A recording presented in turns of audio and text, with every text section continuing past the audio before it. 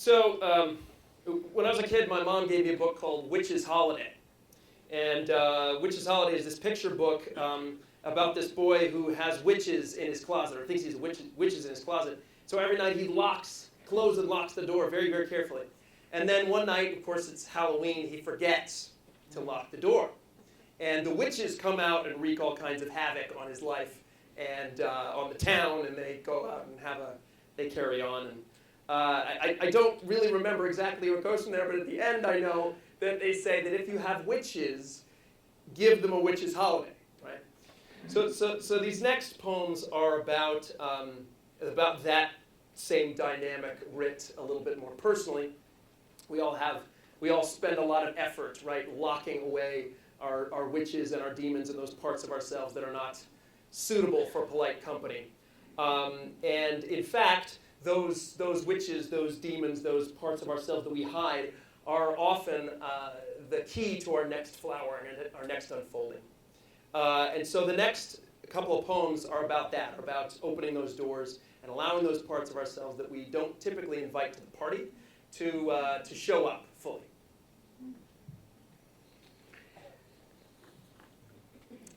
So this poem is called Wild Compassion.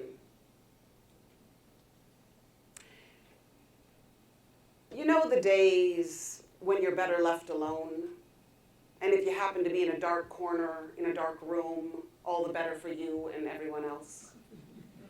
The days when not even sugar or a stiff drink or your drug of choice makes a shred of difference in the landscape of sorrow, or is it rage or fear? Whatever your flavor of closing down, curling up, slamming shut, however you refuse to shift, deny the light that just wants to cast a splash of hope across your cheek. You know the days when all you do is sit and stare, can't move your face to anything but slack, lack everywhere, lack of hope, money, motivation, mojo. Doesn't matter how far I've traveled down any spiritual path, equanimity, poise, objectivity flung out the window at dawn. This life is a ride, people. Anyone who preaches from a pulpit and refuses to acknowledge the unstoppable raging current is not to be trusted. The ones to listen to have a wild compassion in their eyes that comes from riding that current on a makeshift raft crafted from loss and resurrection. Best thing to do on a day like this, as far as I can tell, is muster up a nod to it. A generous nod to the stranger walking through from parts unknown. If you can find the words or even just lift your head, invite him in for coffee black. Ask him why he's come, what he hopes to find here in this wild, wild wilderness. Listen up, he'll mumble, shed a tear. He won't make sense. Listen closely.